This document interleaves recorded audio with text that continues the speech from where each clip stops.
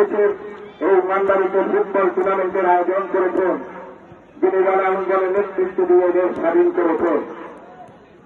আর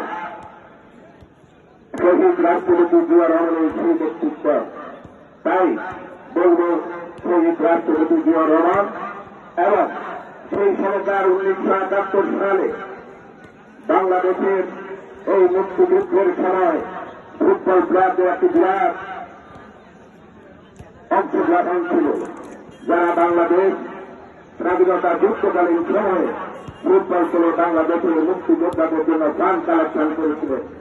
তাই বলব সেই জিয়া রহমানের অনুপ্রেরণায় সেদিন বাংলাদেশের ফুটবল খেলোয়াড়রা এদেশের মুক্তিযুদ্ধে অংশগ্রহণ করেছিলেন এবং স্বাধীন বাংলা ফুটবল দল তৈরি করেছিলেন। আজকে জাতীয়ভাবে সেদিন যেভাবে রাষ্ট্রপতি জিয়া রহমান স্বাধীনতার ঘোষণা দিয়ে রণাঙ্গনের সম্মুখে যুদ্ধ করে এদেশকে স্বাধীন করেছে, আজ আবার দ্বিতীয়বার বাংলাদেশ স্বাধীন হয়েছে। আজকের এই তরুণ সমাজ আমাদের রাজনৈতিক